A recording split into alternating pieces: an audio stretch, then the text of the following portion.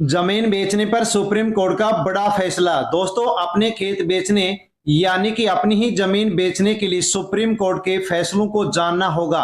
हाँ साथियों, न्यायालय के द्वारा खेत बेचने या फिर अपनी ही जमीन बेचने के लिए पहले क्या नियम बने हुए थे और अब साथियों कौन सा नियम लागू किया गया है, सुप्रीम कोर्ट का क्या फैसला आया है।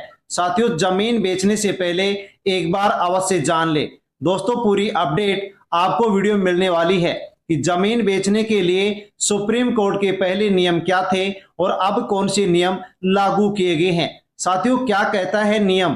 खेत बेचने पर सुप्रीम कोर्ट का बड़ा फैसला, परिवार को मिलेगा पहला मौका।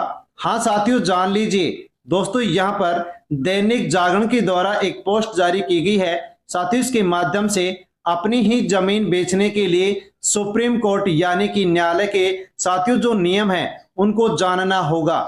सुप्रीम कोर्ट ने अपने एक महत्वपूर्ण फैसले में कहा है कि हिंदू उत्तराधिकारी अधिनियम 1956 की धारा 22 के तहत मिलने वाला प्राथमिकता का अधिकार यानी कि पहले खरीदने का हक कृषि भूमि यानी कि खेती की जमीन पर लागू होगा।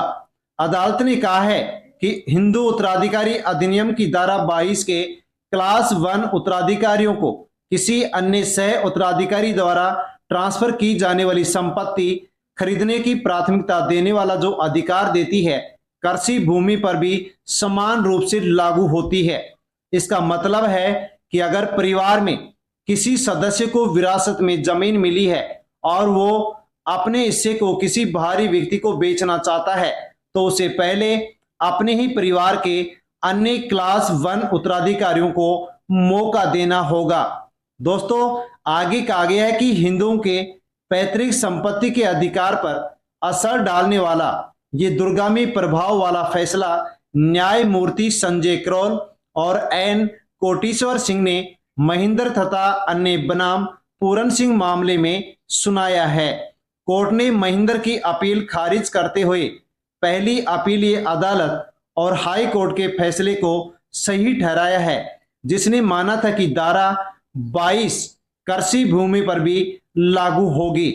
इस मामले में याचिकाकर्ता और प्रतिवादी भाई भाई थे, जिन्होंने क्लास 1 उत्तराधिकारियों की हैसियत से पिता की कृषि भूमि विरासत में पाई थी, विरासत में मिली थी। इनमें से कुछ उत्तराधिकारियों ने विरासत में मिली अपने हिस्से की कृषि भूमि मिलकर 28 दिसंबर 2011 को तीसरे पक्ष यानी कि श्रीमती पूनम को बेच दी, लेकिन परिवार के एक अन्य सदस्य ने इसका विरोध किया और हिंदू उत्तराधिकारी अधिनियम 1956 की धारा 22 का आधार लेते हुए सिविल कोर्ट में वाद दायर कर बिक्री को चुनौती दे दी। उनका कहना था कि धारा 22 के तहत उसे पहले खरीदने का अधिकार है, यानी कि बाहर वाले को बेचने से पहले परिवार को मौका मिलना चाहिए। सिविल कोर्ट ने यह कहते हुए वाद खारिज कर दिया कि कृषि भूमि पर ऐसा अधिकार लागू नहीं होता है। हाँ साथियों, यहां पर कोर्ट के द्वारा कहा गया है कि कृषि भूमि के ऊपर ऐसा कोई भी नियम या अधिकार लागू नहीं होता है, यानी कि परिवार का कोई भी सदस्य यदि अपनी पैतृक संपत्ति को बेचता है तो उसके ऊपर अपने ही परिवार का कोई भी सदस्य या भाई उसके लिए साथियों यहाँ पर किसी भी प्रकार से अपना अधिकार नहीं जता सकता, जो कि साथियों सुप्रीम कोर्ट के द्वारा यहाँ पर बड़ा फैसला दे दिया गया है।